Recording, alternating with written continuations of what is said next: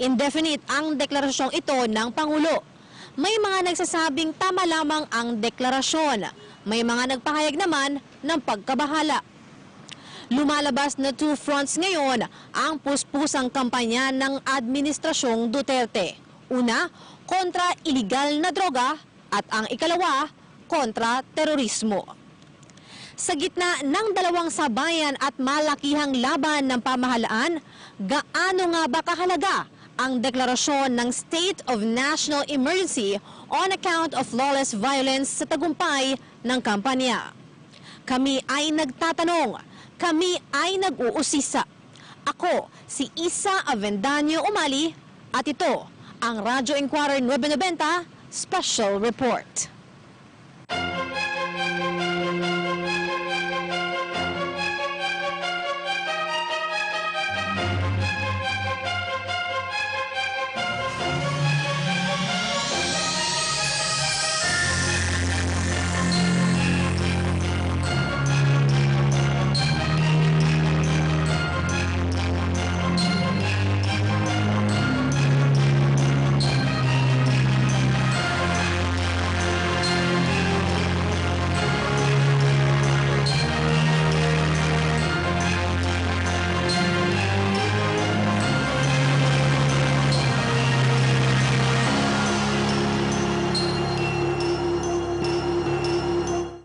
Ano nga ba ang nilalaman ng proclamation order na inisyu ni Pangulong Rodrigo Duterte na State of National Emergency on account of lawless violence? May mga nagtatanong, ito ba ay katulad ng martial law?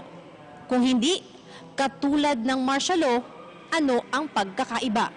May ulat si Chona Yu. I might just declare a state of lawless violence in this country. It's not martial law, but I am inviting now the armed forces of the Philippines, the military and the police to run the country in accordance with my specifications. Ang madugong pambobomba sa Rojas Night Market sa Davao City noong September 2 na ikinasawi ng 15 katao at ikinasugat ng higit 60 iba pa ang naging basihan ng Pangulong Rodrigo Duterte ng pagdedeklara ng National Emergency on account of lawless violence. Pero ano nga ba ang nilalaman ng Proclamation No. 55 na nilagdaan ng Pangulo bago tumulak papuntang Laos para sa ASEAN Summit? Base sa Proclamation No. 55, iiral ang national emergency on accounts of lawless violence sa buong bansa. Inaatasan ng Pangulo ang Armed Forces of the Philippines at Philippine National Police na tiyakin na nasusunod ang kaayusan sa lipunan. Nakasaad din na batay sa intelligence reports, may credible threats hinggil sa banta ng mga terorista na maghasik pa ng kaguluhan. Matapos malagdaan ng Pangulo ang proklamasyon sa State of Lawless Violence noong September 4, sunod naman ay nilabas ng Malacanang ang Memorandum Order No. 3 na nagbibigay ng guidelines o panuntunan sa pinaiiral na State of Lawless Violence.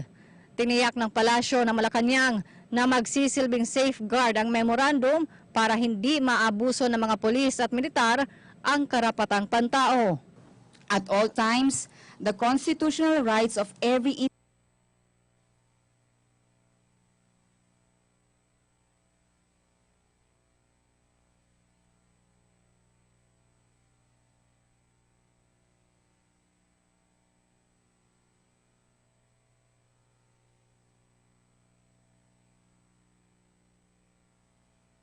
arrested has committed the offense. Who has escaped from a penal establishment or place where he is serving final judgment or temporarily confined while he's. Therefore, when the person arrested or to be arrested has voluntarily waived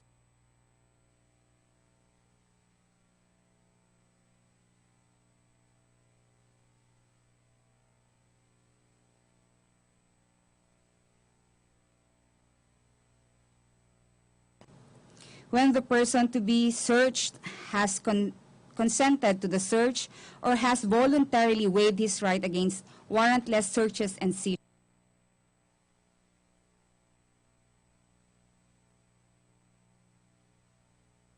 within a permissible area of search.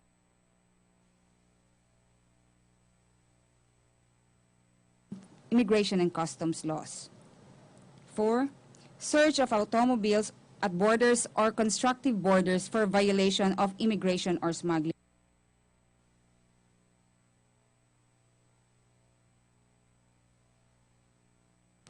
Sixth, stop and free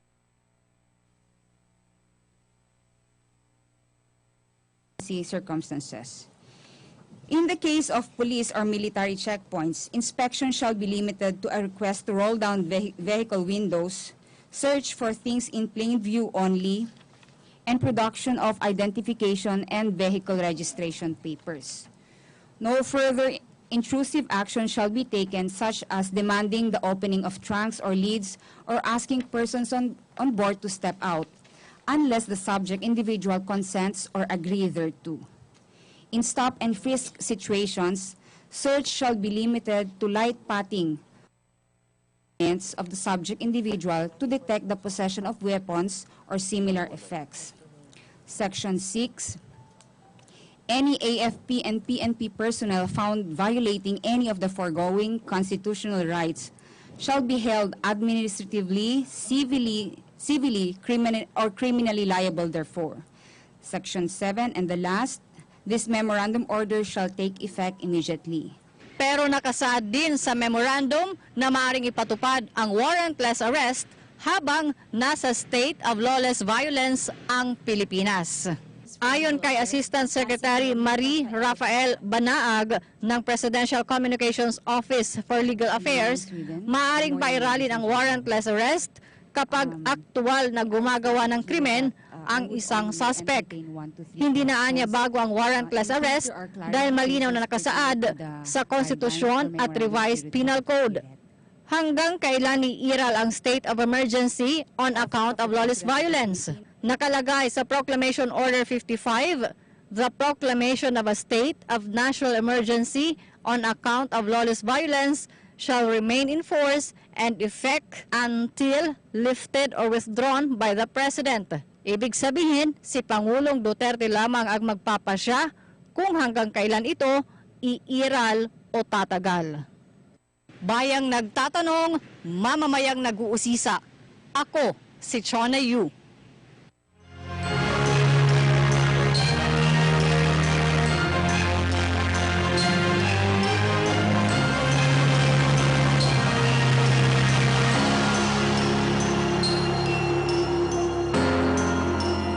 Bago ang deklarasyon ng State of National Emergency on account of lawless violence, sumiklab ang labanan sa pagitan ng puwersa ng pamahalaan at ng grupo ng bandidong Abu Sayyaf sa Sulu.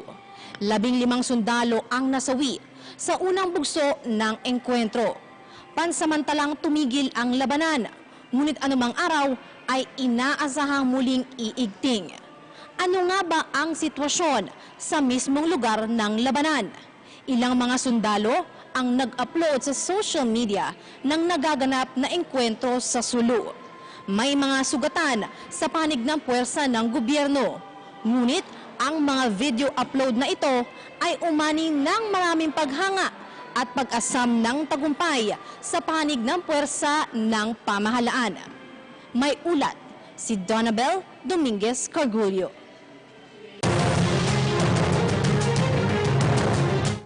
Nag-viral sa Facebook ang dalawang video na kuha sa pamamagitan ng mobile phone na nagpapakita ng pakikipagbakbaka ng mga sundalo sa bandidong grupong Abu Sayyaf. Una, ang video na ito.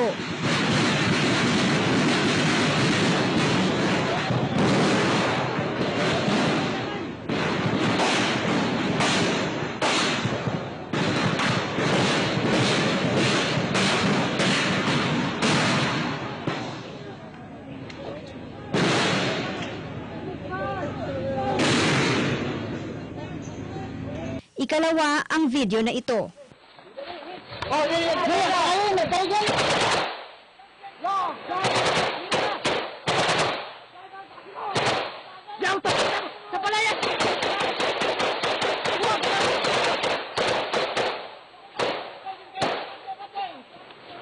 Nahulog na!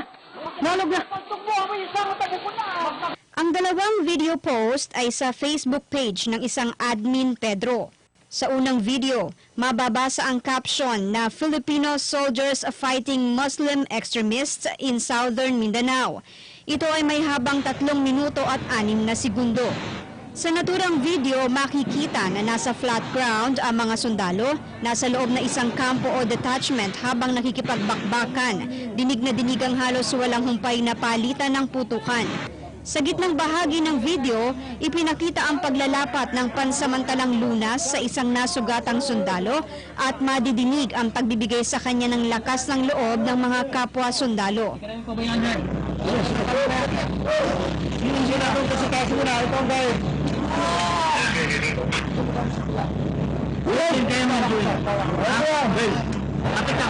Ang ikalawang video naman na may habang halos 3 minuto na may caption na Philippine Army versus Abu Sayyaf Part 2. Nasa higher ground ang pwesto ng mga sundalo na karamihan ay nagsasalita ng Ilocano.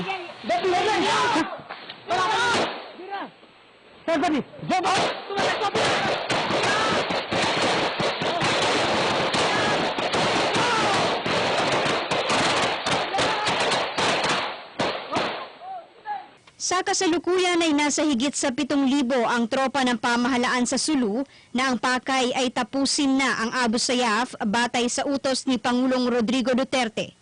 Ito na ang pinakamalaking bilang ng tropa ng pamahalaan na na-deploy sa Sulu sa loob ng ilang taon na ring pagtatangkang durugin ang bandidong grupo.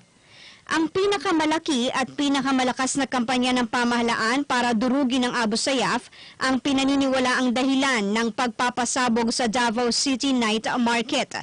Tinitingnan itong diversionary tactic ng Abu Sayyaf na agad ding umako sa naturang pambobomba na ikinamatay ng 14 at ikinasugat ng 67 iba pa. Sa Laos, sa harap ng Filipino community na naroroon, binigyan diin ni Pangulong Duterte ang kanyang panggigigil na tapusin na ang Abu Sayyaf. Alam mo, kaya kong kumain ng tao. Talagang buksan ko yung katawan mo, bigyan mo ako sukat asin, kakainin kita. Totoo. Yung pagalitin mo ito talagang sasagad na. Kaya kong kumain ng tao. Bigyan mo lang ako sukat asin, kakainin ko sa harap nila yan. Sige lang, bumba lang kayo ng bumba. Pagdating ng pamang, kakainin ko kayo sa harap ng tao. I will devour you. And if I have to erase you, gusto ko sabi ko pagkatapos, walang makatayo dyan ni isang nyo. Pagalitin mo ako, katotoo lang. I will eat you alive, raw. Ang naganap na pambobomba sa Davao City Night Market ay lalong nagpatibay sa pasya ni Pangulong Rodrigo Duterte na wakasan na ang mga akto ng terorismo ng Abu Sayyaf na higit 2 dekada ng problema ng pamahalaan. Kung may self-imposed deadline ng Pangulo sa digmaan sa mga sindikato ng iligal na droga, ganoon din ang banta ng terorismo na ang pangunahing mukha sa Pilipinas ay kinakatawan ng grupo ng Abu Sayyaf. Kami ay nagtatanong, kami ay nag-uusisa. Ako si Donna Dominguez.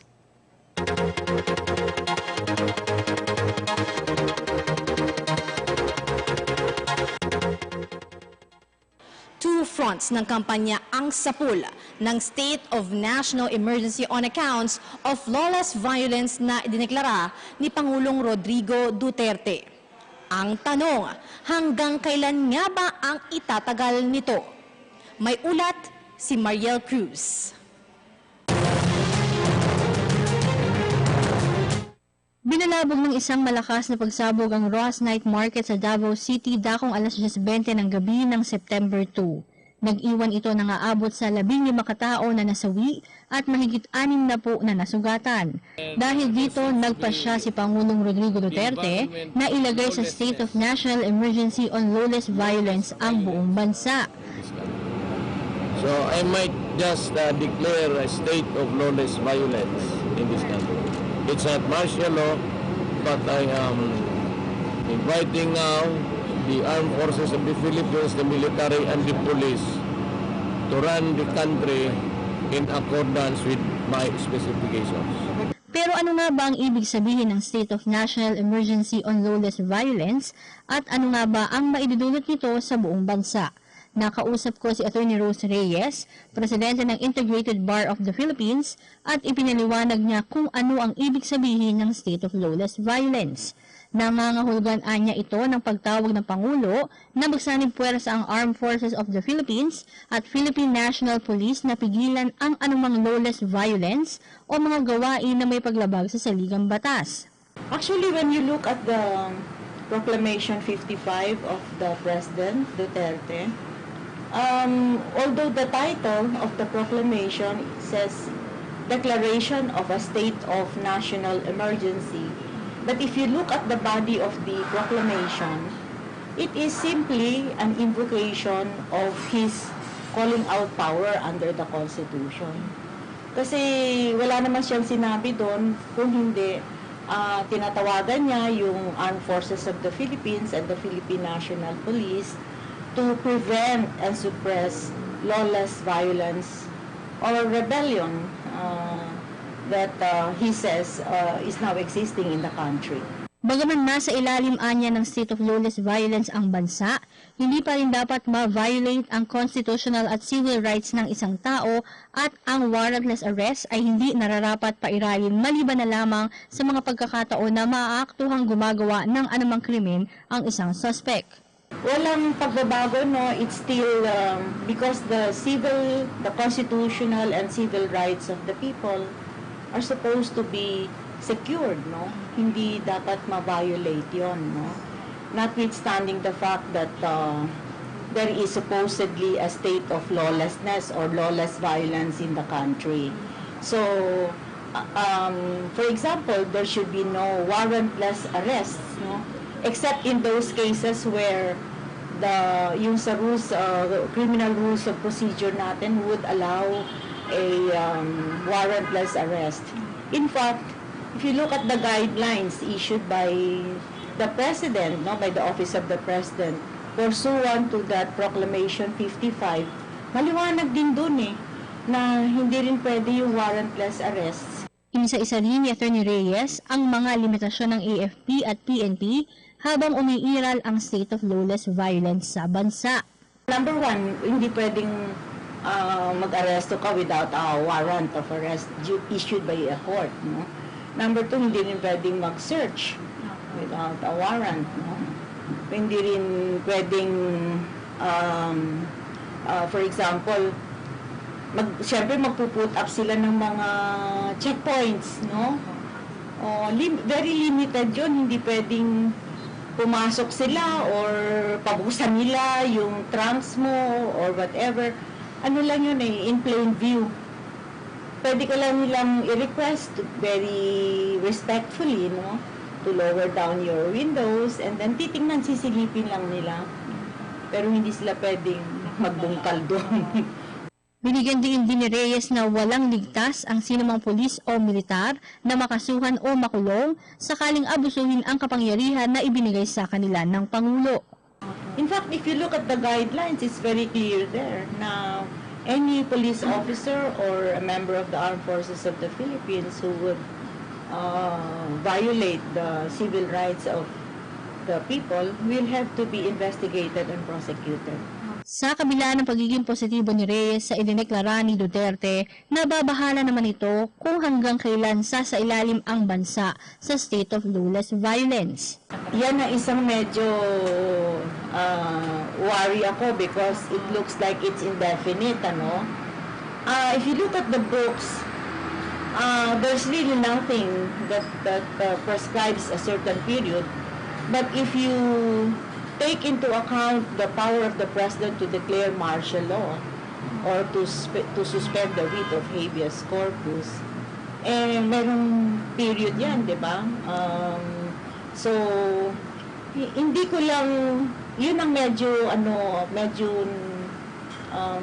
hindi naman nakakatakot except that maybe this is something that the President should also look into and maybe yun nga, kamukha ng mga panawagan ng mga iba na pwede bang ipaliwanag niyo lang sa amin ano ba talaga yung nangyayari sa bansa natin. Hanggang kailan ho ba ito? Sa panig naman ng Commission on Human Rights, sinabi ni Commissioner Lea Armamento na kinakailangang ipaalam sa bawat mamamayan ang kanilang karapatan ngayong nasa ilalim ng state of lawless violence ang bansa. Dapat ang ating mga citizen informed of their rights and they should be vigilant. Sa mga checkpoints kasi, di ba, dapat plain view lang yun, plain view doctrine. So, i-open mo lang ang window ng car mo for them to see. So, the military is not supposed, or the police who is manning the checkpoint, is not supposed to order you to open your trunk or anything that is not in open view or plain view. So, but if you are in that situation, kasi they can always ask you and you will not resist. Otherwise, you will only raise suspicion na parang may tinatago ka, bakit mo hindi ino-open? So, siguro it's just that for everybody's safety,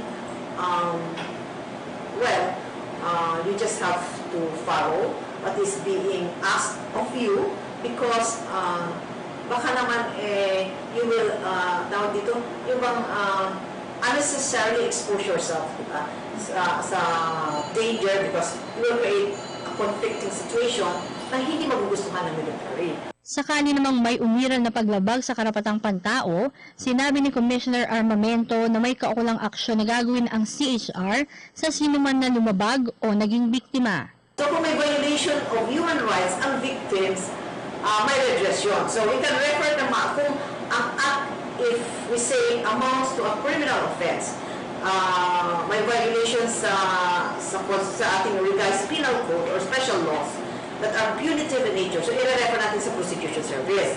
Kung hindi naman, kagaya kunyari may abuse yung ating kapulisan, di ba? Parang nagiging, tawag dito na, may harassment na nangyayari sa pag-check, naging misconduct. So, we refer the matter to Internal Affairs Service nila for them to conduct investigation for possible administrative liability. At kung mapatunayan anya na mayroong paglabag sa karapatang pantao, may kaukulang tulong at aksyon na ginagawa ang CHR. The Commission on Human Rights, on its finding of human rights violations, provides assistance sa victims, financial and legal. And then, for officers, the respondents, the security sectors that are found to be liable for violation of human rights of their victims, kasi parang it will affect yung promotion, it will affect their promotion, and it will affect their future studies because embassies ask Commission on Human Rights when every time that these police officers and the military when they go for studies or scholarship abroad, they ask for clearance from the Commission on Human Rights. So, if you have a case, hindi ka makapag-avail ng scholarship or study. Naniniwala naman si Commissioner Armamento na walang mangyayaring paglabag sa human rights kung susundin lamang ng military ang kanilang mga standard operations procedures. Kung ang military naman natin is susunod lang, meron silang procedure, di ba? May mga silang standard operating procedures. Which the Commission on Human Rights had inputted when it was crafted. Pero kanila yan, gawa yan ng ating mga security sector. Kung yun susundin nila, palagay namin wala namang violation of human rights na mangyari. Sa pag-iral ng state of lawless violence sa buong bansa, iisa lamang ang panawagan ng IBP at CHR sa lahat ng mamamayan. Maging maingat, mapagmatsyag at kalmado. Pero ang isang malaking tanong, hanggang kailan nga ba malalagay sa ganitong sitwasyon ang bansa? Bayang nagtatanong, mamamayang nag-uusisa, ako si Mariel Cruz.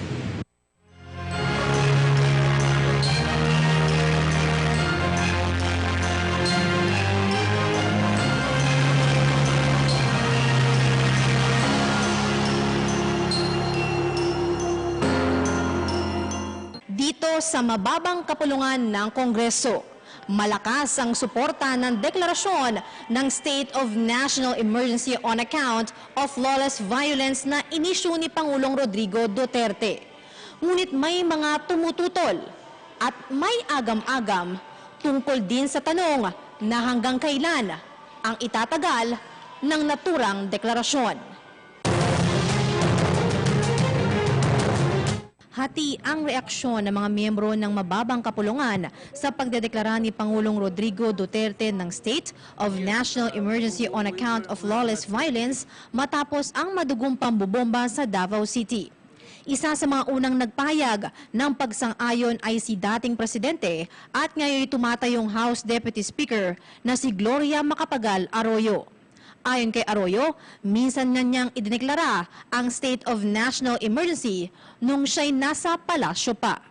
Ginagawa ko yun ang panahon ko so it's the right thing to do. Giit ni Arroyo, marapat na pagkatiwalaan ng mga tao si Pangulong Duterte lalo't may national threat. Ani pa si GMA, alam na alam ng kasulukuyang punong ehekutibo ang dapat gawin dahil minsan na nitong nahawakan ang kahalintulad na sitwasyon noong Arroyo administration. The threat is national, so it's just right that we should trust the president. You know, when I used to have those problems in Mindanao, I would ask Mayor Duterte to handle it for me. So I'm sure that, and he handled them very well in his time for me. So I'm sure he'll handle them just as well, if not better, for himself. Inalala rin ni Arroyo nang minsan siyang magdeklara ng national state of emergency. Iba-iba yun. Just recalling from my own experience, it varied. It varied according to the condition, and I used to rely a lot on the judgment of the security officials. The state of lawlessness that I used to declare came from the provision in the Constitution that the President may call on the military to assist the police when there is a state of lawlessness. And so that means that all the armed forces, both military and police, are on call and being mobilized, and they will be the ones, the intelligence community will be the ones to say when the threat is over, to the extent that the state of lawlessness can be lifted. Malaki naman ang tiwala ni Arroyo kay Pangulong Duterte na anya'y much stronger leader than I am. I did not experience their abuse, being abusive, and I don't think they will be abusive now. In any case, President Duterte is a much stronger leader than I am. So if I could handle them, he can handle them even better. Para naman kay House Deputy Speaker Fredinil Castro, makatwiran ang deklarasyon ng Pangulo. It is national in scope because the purpose of declaring the national state of lawlessness violence is to prevent acts of terrorism being spread out the whole country. Therefore, the purpose is really to protect the whole country against similar acts. We cannot expect that this is an isolated incident. Sa naunang statement naman na inilabas ni House Speaker Pantaleon Alvarez, suportado niya ang deklarasyon ni Pangulong Duterte. Ani Alvarez, hindi lamang para sa paglaban sa kriminalidad o terorismo ang state of national emergency, kundi pati na rin sa kampanya ng pamahalaan sa iligal na droga. Pero kung may mga pumapabor, may hayagan din ang pagkontra sa akbang ng Pangulo. Kabilang narito ang mga bumubuo ng legitimate aid ng Kamara.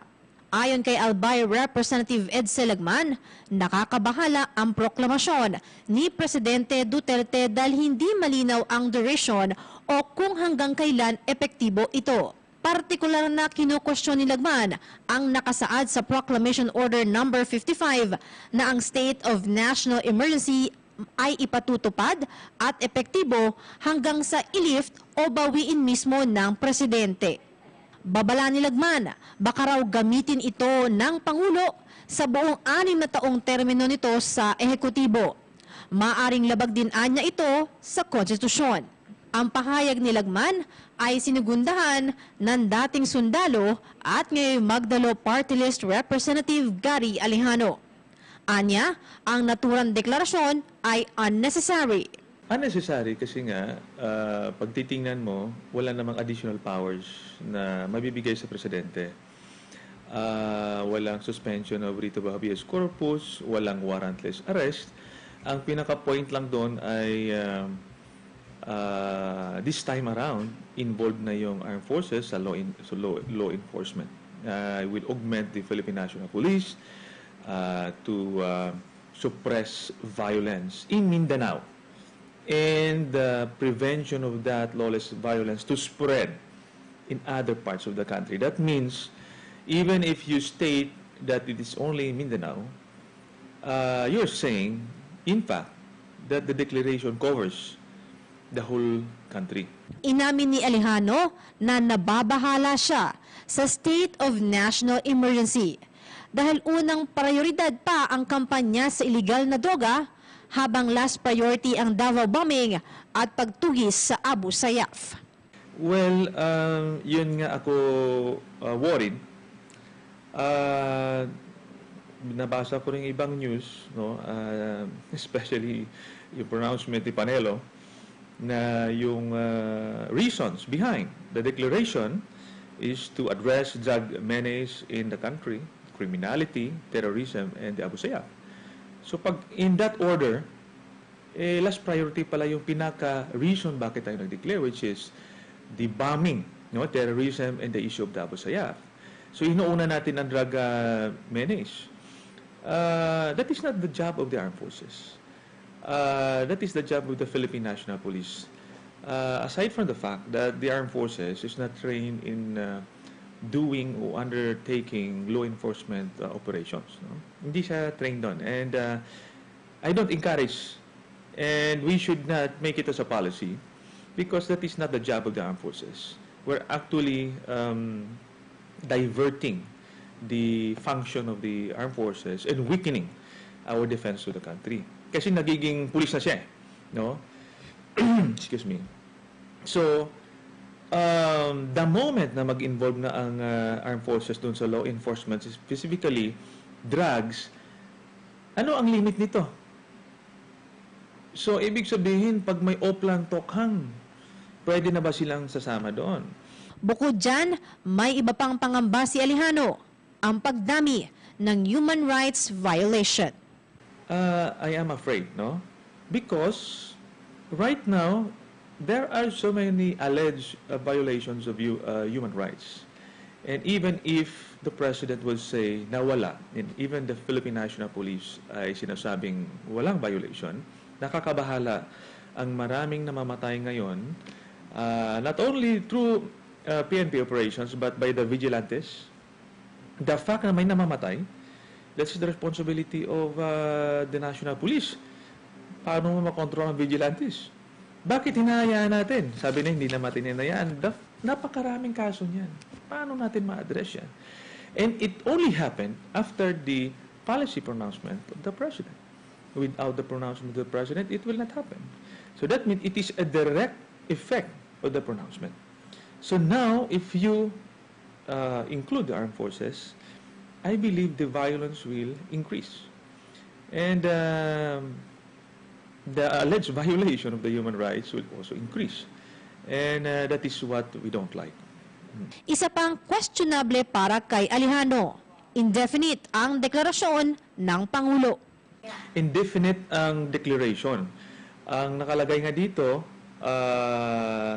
remain in force, in effect, until lifted or withdrawn. Ibig sabihin, kailan yun? Nakalagay doon sa mga pronouncement ng taga Malacanang, until the people feel safer. Ano ba yung basihan o standard na safe tayo? No? I just want to point out, may problema tayo sa drugs, yes, and I believe we should address that, but there should be a comprehensive strategy to address this, because given, nakikita natin na gulat ang gobyerno sa naging resulta ng campaign na ito. Lahat ay hindi handa. Nagsalita na ang mga mambabatas. Pero ano nga ba ang boses ng taong bayan sa state of national emergency? Solusyon nga ba ito laban sa droga, kriminalidad at terorismo? O daan tungo sa mas maraming paglabag sa karapatang pantao tulad ng pangamba ng ilang mambabatas? Bayang nagtatanong, mamamayang nag-uusisa. Ako, si Isa Avendaño Umali.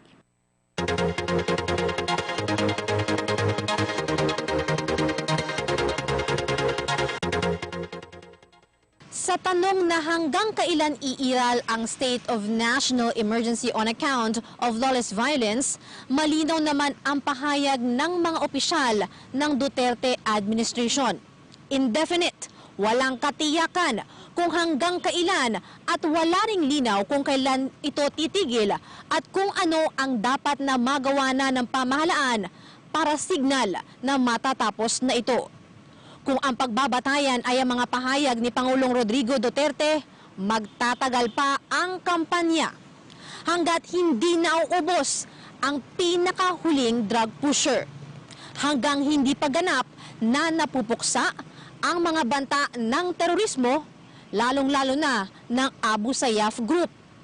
Kami ay nagtatanong, kami ay nag-uusisa. Ako si Isa Avendaño Umali, at ito ang Radyo Inquirer 990 Special Report.